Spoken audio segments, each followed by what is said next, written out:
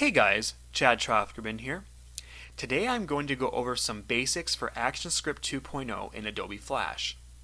Now, Actionscript, if you are unaware, is the scripting language used in Flash to create interactive stuff in your Flash files.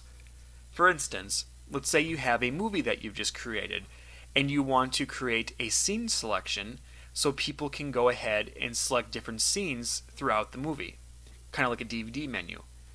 You can easily do that with some simple action scripting. Or let's say you want to create a game that you'll be distributing online. Again, action scripting will be coming in handy there as well.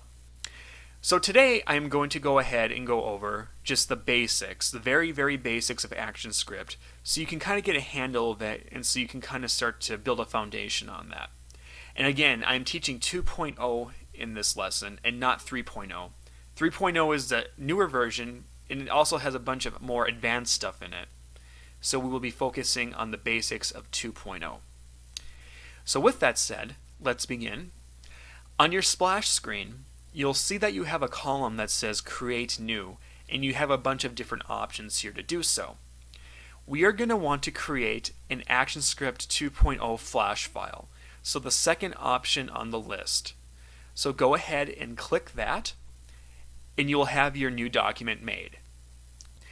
Now you can apply ActionScript to timelines, to symbols, and so on. But to start with, I'm going to focus on applying ActionScript to a basic button. So I am going to create a button in which we can then put ActionScript to it. So I'm simply going to go over here to my Shape tool and select the Oval tool, like that. And the fill and stroke really don't matter for this, so just go ahead and pick a color of stroke and fill that you think looks nice. It really doesn't matter for this demonstration. And we are going to come over here to the stage, click, hold, and drag, and create a circle, just like that. Now, in order to apply ActionScript to this object, we are going to have to make it a symbol. So I'm going to come over here to my selection tool and select that, and then come back here, click, hold, and drag, and then create a selection area around the circle. And then I'm going to go ahead and hit F8 since it is selected now. And I'm going to go ahead and name it button. And the type will also be button. And if you would like a refresher course on symbols in general, you can check out my Introduction to Symbols tutorial that I also have on the website.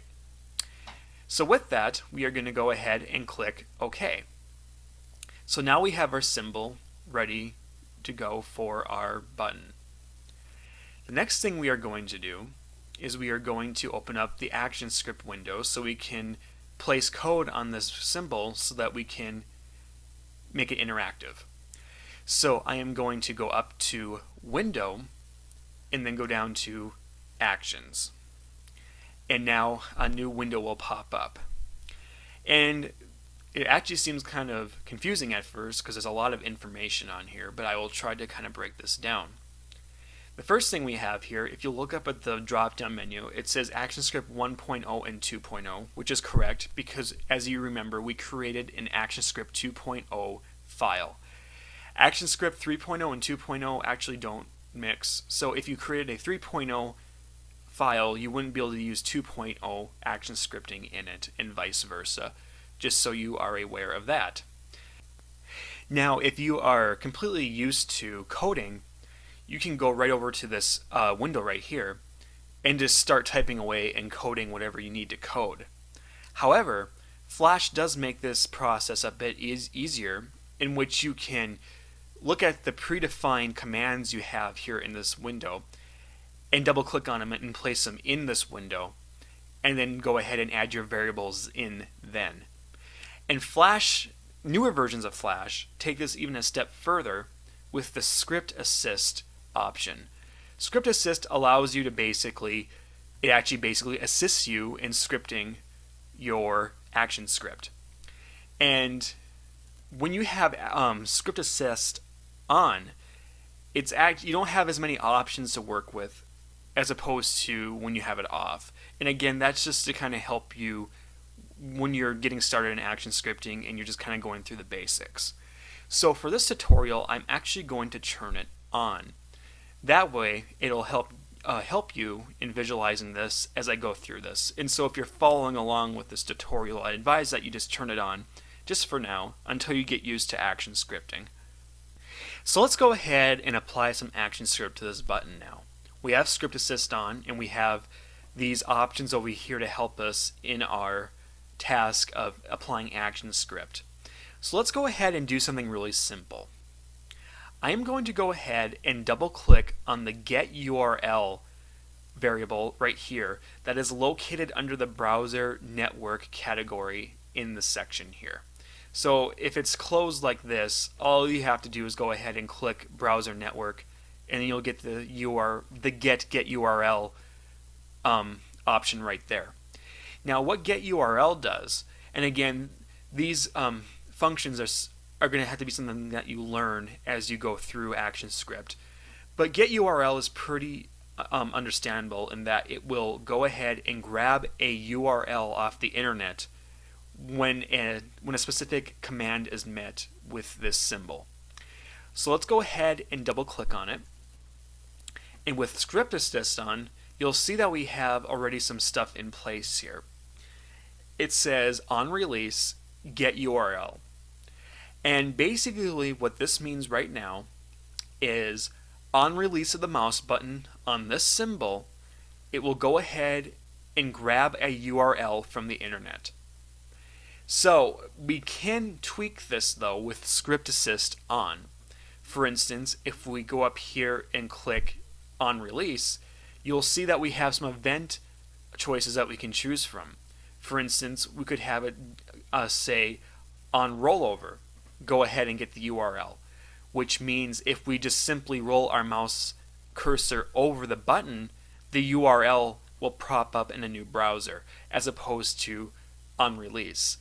Or you could do a combination of them. You could go on press and on rollover, go ahead and grab that URL. Now, I don't think that would be something you'd want to do because that'd be kind of redundant, but again, that's just something you can mess around with when it comes to Script Assist. And see, if you don't have Script Assist on, I'll just go ahead and take it off really quick, then as you can see, you have none of that helpful stuff, and you'll actually have to go ahead and type this all out.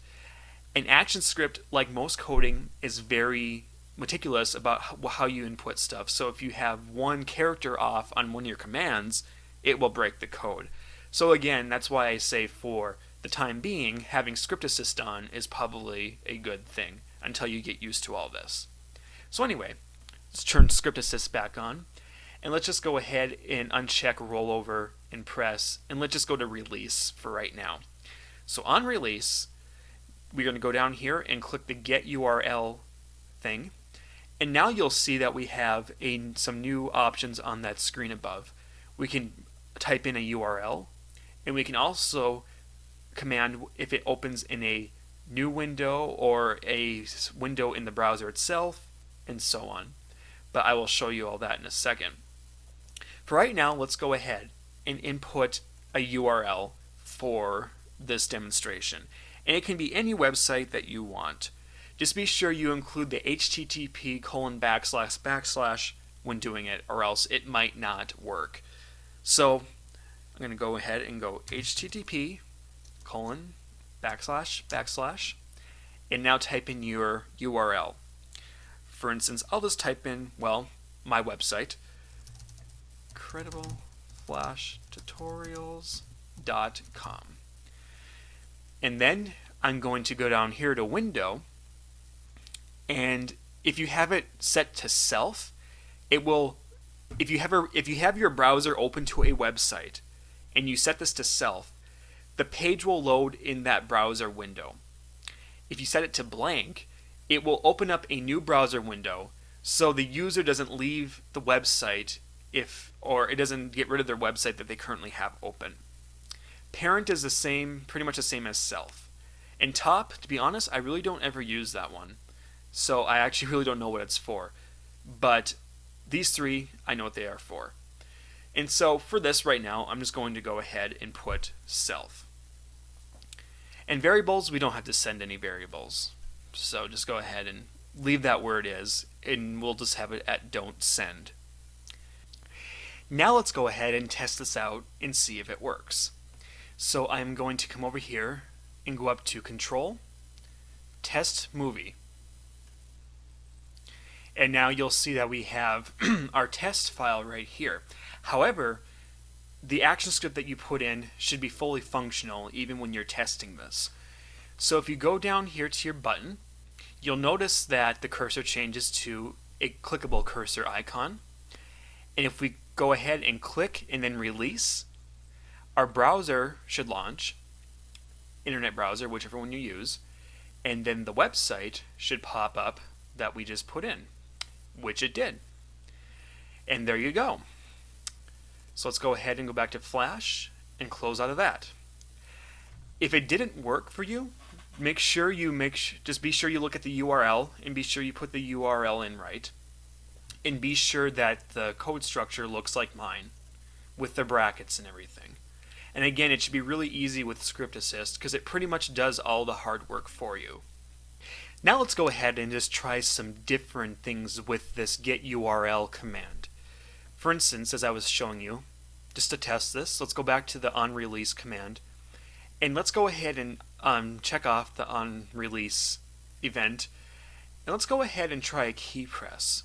So if we come down here to key press and click that, let's enter a key that we can input that will actually launch the website. So let's go ahead and type in K, just for the heck of it. So we type in K, and I'm just going to go ahead and quit my browser here, just to make sure. And now we're going to go ahead and Control Test Movie again, and let's just see if this works. So I'm going to go ahead and hit the K key. And sure enough, right when you hit the K key, it launches Flash. And as you can see, there are some benefits to this. While this is just simple stuff, you can see how you could input keys to move characters, for instance, in a video game, and all that kind of stuff. Okay, let's go ahead and just close out of this, and let's go back to some more action scripting stuff here that we can do.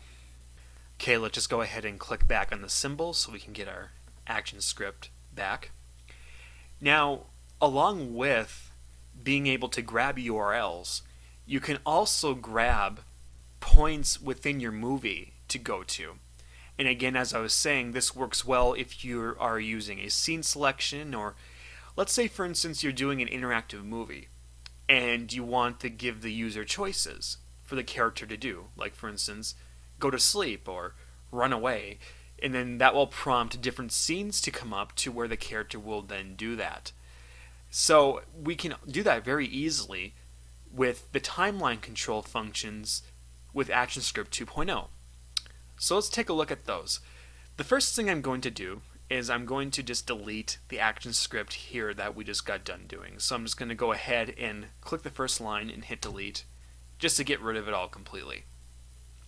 Now, if we go over to timeline control under the global functions and click that, you'll see that we have some new things that we can work with here. I am going to go ahead and double click on the go to function right here. So double click that, and then again, this should look really similar to what we just did. The onRelease is there. The only real difference is you have that go to and play command instead of the get URL command. However, it's still pretty much the same because you have the parentheses with the variable inside to which the command will access. Basically, what this code says right now is on release of your mouse button, the button will then play the first frame on the timeline. That's what that 1 stands for.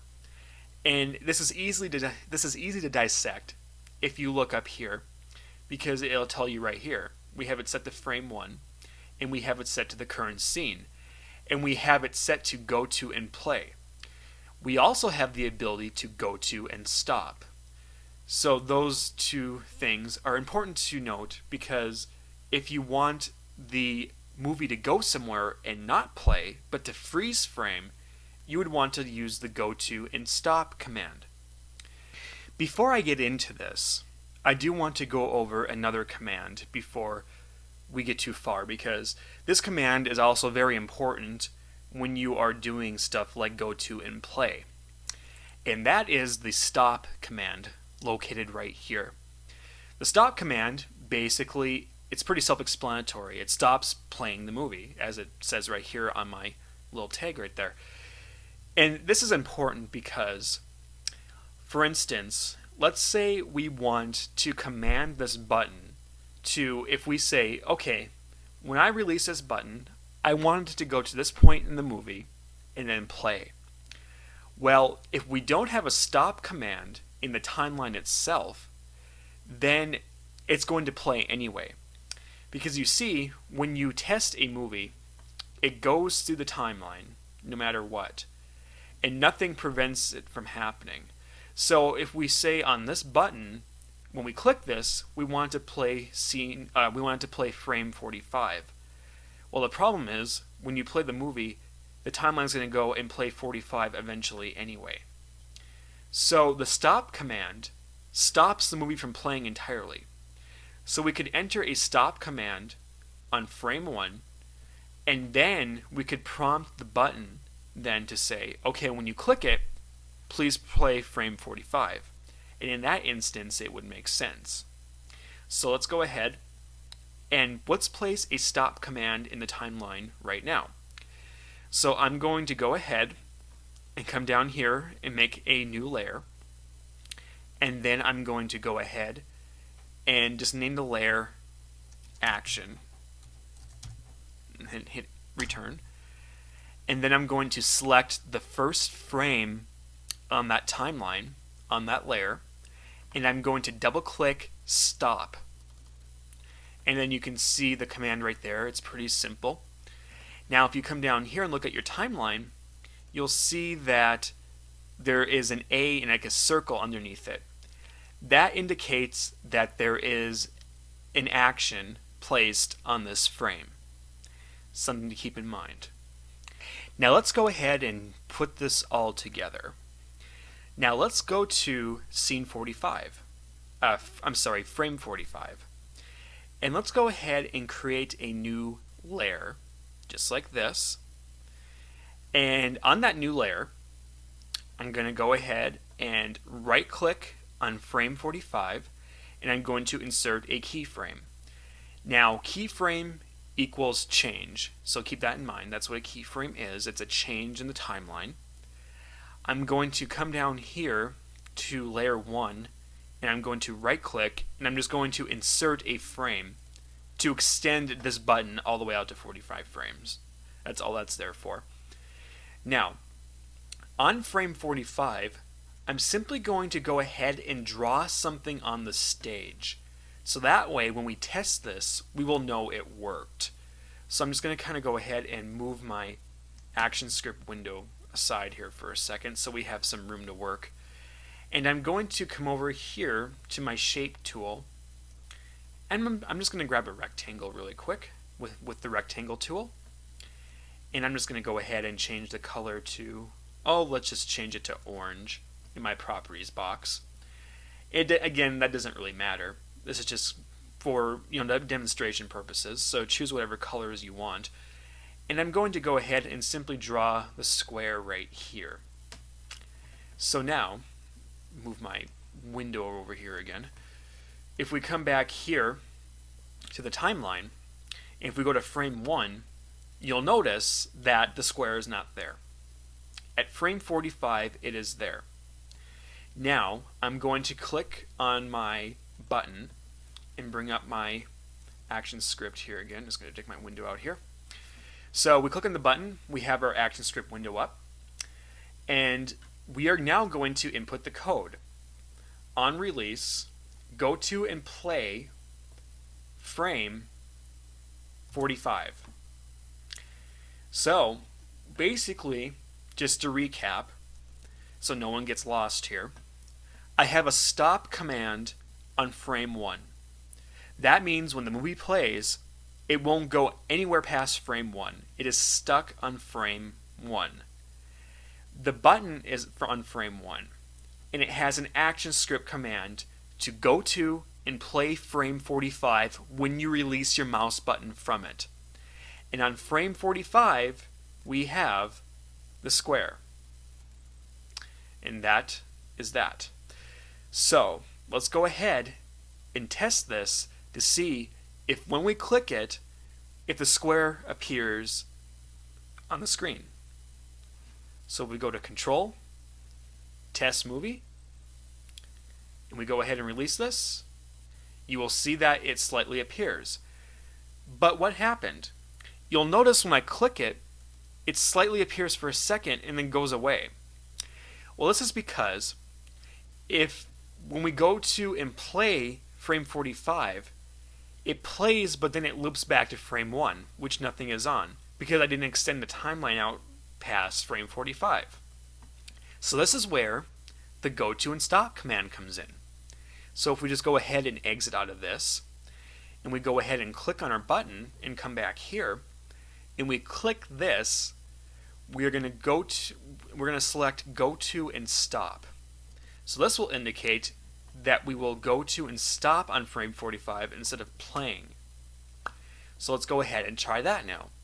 We go to Control, Test Movie, and then we go ahead and click this. It stays. That's because when I clicked it, the action indicated that the movie would go to frame 45 and stop as opposed to play.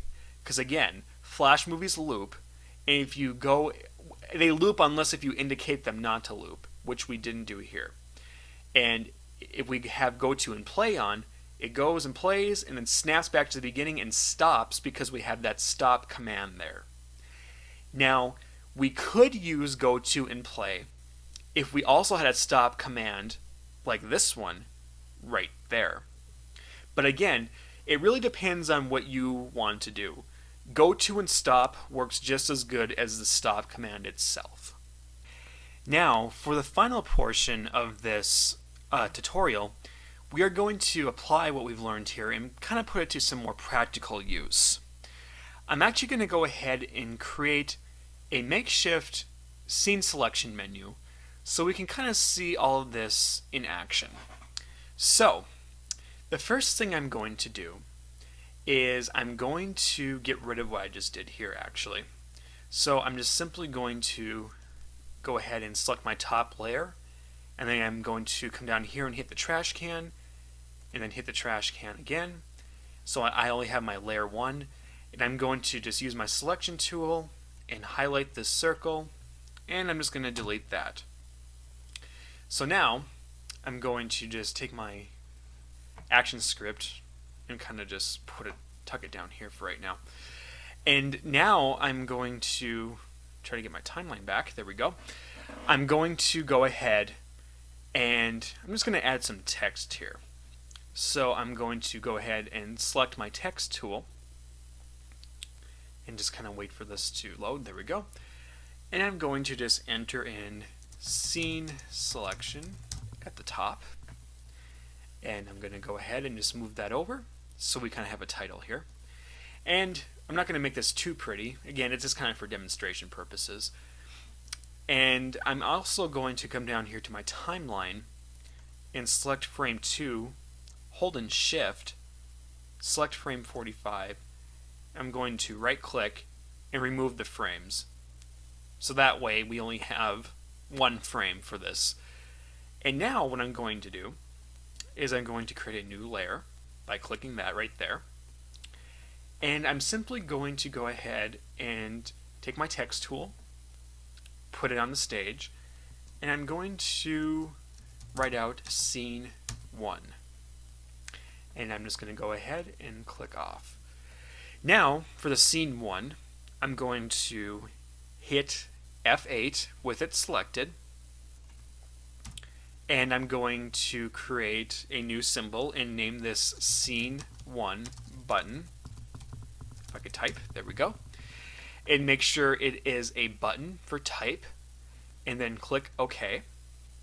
Now I'm going to go ahead and click that button, and then hold in my command key and hit C, or Control C if you're on a PC, and then I'm going to go Command V or Control V if you are on a PC. That will copy and cut respectfully.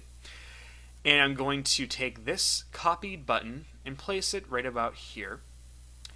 And I'm going to right click, and I'm going to duplicate the symbol, and I'm going to name this one Scene 2 button, and then click OK. And I'm going to double click and go into the button, and I'm going to erase the 1 and make it 2, and then go out. And now I'm going to go ahead and repeat this process for 2 more scenes. So I'm going to take my selection tool, and I'm going to select Scene 2, Command C, Command V, come down here and just place it right here. Right click, duplicate symbol, and I'm going to erase the copy, and I'm going to name it Scene 3 button, and click OK. And I'm going to double click and get rid of the 2 and name that 3, and then I'm simply going to do this one more time. C, V, down like that, right click, duplicate symbol, Scene 4 button, double click, and there we go. Now, of course, this is very basic. It's not very attractive at all. Again, this is just for demonstration purposes. You can go ahead and animate your buttons if you'd like to and all that kind of stuff. And again, I kind of go over that in my introduction to symbols tutorial if you're kind of interested in how to make a button actually work in graphically, that is. So anyway, we got this down. Now I'm going to introduce you to scenes. Scenes are basically new pages in a Flash document. They're really great for organizing, as well as just kind of keeping a good pace when it comes to your work, basically. Actually, a lot of people, a lot of Flash animators don't like scenes for some reason. However, I find them to be very useful, especially for the kind of work I do, which is animating cartoons and stuff like that. So, with that, I'm going to come over here to the Scene panel, and you'll see that right now we have one scene here. I'm going to come down here to the New Scene button, or the Add Scene button, I should say, and click that.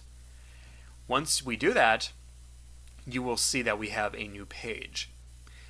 I'm going to do a little editing here as well, just so we don't get confused. I'm going to come back here to Scene 1, and as you see, when we go to Scene 1, all of our stuff is back. And I'm going to double click on it, and I'm going to rename this Menu, just so we kind of get this in our head. And then I'm going to come down here to Scene 1 and rename this Scene 1. I'm going to go ahead and click off. Now, this is going to be the scene that we link to the Scene 1 button when we click it. So, what I'm going to do is go to the Scene 1, and I'm going to go ahead and add a stop command in here. That way, it doesn't go anywhere. And I should also mention that as well, now that I think about it. Whenever you have a movie, it will, as I was demonstrating to you before, it will play through the timeline if you have no stop command.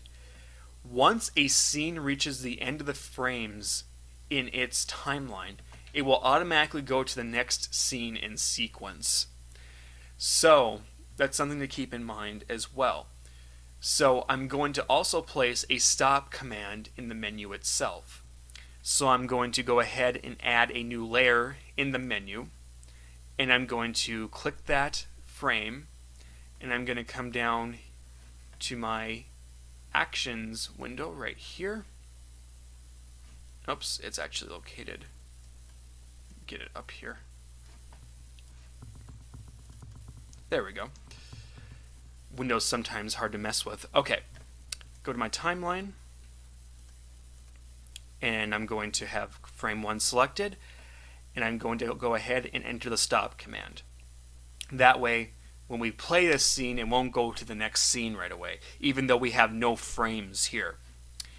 So with that, I'm also going to go to scene 1 and also enter a stop command so that when we go to this scene, it doesn't go to the next scene right away. So I'm going to go ahead and enter the stop command right there. There we go. We are now back on track. Anyway, I'm going to go ahead and try to move my actions window around here again. Ugh, that's not what I want. Okay, I'll just leave it like that for right now. It's kind of always in the way. Okay, I'm going to go ahead and I'm going to just indicate, I'm just going to put something on this scene to indicate that it's scene 1 so that we know it's working. So I'm just going to go ahead and I'm going to take the shape tool and I'm going to select a color here. I'll select red, that's fine. I'm just going to go ahead and take my rectangle tool, click, hold, and drag, and just create a red rectangle there. And actually, I should move this on its own layer. And if this ever happens, as you can see, I have the action in the square on the same layer, which isn't a big deal, but I like to keep things organized. All you have to do is click your object. All you have to do is go to Command X or Control X to cut it, and then just go up to the second layer and then paste it back. Just like that. Anyway, now I'm going to go and make a new layer and label this Scene 1 with my text tool, and then I'm going to go ahead and make the color yellow just so it's something we can see, and I'm going to just make it a little bit bigger with the size tool, and then I'll just place it right there. Okay, now if we come to the scene inspection panel, we can actually duplicate scenes so we don't have to redo stuff over and over again. We can just go ahead and make slight tweaks to it. So with scene 1 selected, I'm going to come down here to the duplicate scene icon and click that, and then I'm going to go ahead and rename this new scene to scene 2. And as you can see, they're identical, and so we have the stop command already in place and everything, so we don't have to mess with that. And all I'm going to do here is I'm going to click the color of the square. I'm going to go ahead and I'm just going to color it something like blue, and then I'm going to rename this to scene 2, and then I'm just going to color the text there differently as well, just so it's kind of ugly with all the colors I'm using here, but oh well, it's just for demonstration purposes. And I'm going to go ahead and do this 2 more times for the other 2 scenes for our menu. So I'm just going to go ahead and duplicate this scene, double click, and name it scene 3. I'm just going to change the color of the background really quick to something like this, and then I'm just going to go ahead and name this scene 3, and I will color it something like that. And then one more time, duplicate, rename, recolor, rename, and recolor. Okay, so now if we come back to our menu scene, we are going to go ahead and enter the action script. So each of these scenes go to the corresponding scenes in our scene inspection. So we're going to go ahead and click scene 1, and I'm going to bring up my actions panel here, like this, and then with script assist on, we are going to do the go to command in the time control inspector. Just double click that, and now we're going to leave it on release, and we are going to go ahead and we are going to go to scene on the top here, and we are going to indicate scene 1. That way it will go to scene 1 in our scene inspection right here. And playing on frame 1 is what we want because we only have 1 frame. So let's go ahead and test this and make sure it worked. Just go to Control, Test Movie, and I'm going to go ahead and just click it. And there we go. It goes to scene 1. Let's go ahead and click off here. And now we're going to go ahead and do the similar steps for each of the other scenes. So we're going to go ahead and go to Scene 2, double click the Go To command, go to Scene 2, and the frame number is good. Same here, go to Scene 3, go to Scene 4. Now let's go ahead and Control and Test Movie. And if we go ahead and click that, we go to Scene 1, click that, go to Scene 2. As you can see, the thing here is when I go to the scenes, I have no way of going back to the menu, which we can actually add a menu button if we wanted to go back to the menu. So we go to Test Movie, we go to Scene 3, Scene 4. So, if you want to take this a step further, you could go to each of these scenes and you could add a button right down here, or anywhere really, that takes you back to the menu. And it would just be the same simple process. You would go ahead and you would go to the scene selection here and you would just select menu for that when you have your button down there. And then you would have a pretty full functioning working menu. And again, I know this is pretty simple. I haven't really done a whole lot with the art here, but that's up for you guys to work with when you guys get started in your movies or your games or whatever you guys will be creating. And with that, I think that ends this tutorial. Again, action scripting, it can be very time consuming, it can be very overwhelming. But I think the steps I outlined here should get you kind of started and kind of thinking about how it works and where it can be applied in your movies. I'll probably do more ActionScript tutorials as we go along, but I hope these basics have helped you in understanding ActionScript. If you'd like to see more tutorials, perhaps on symbols, which I did a lot of symbol work here, you can go to my website, IncredibleFlashTutorials.com, and check those out. If you have ideas for tutorials that you would like me to cover, go ahead and contact me. And yeah, I hope you guys found this helpful, and I'll see you guys next time.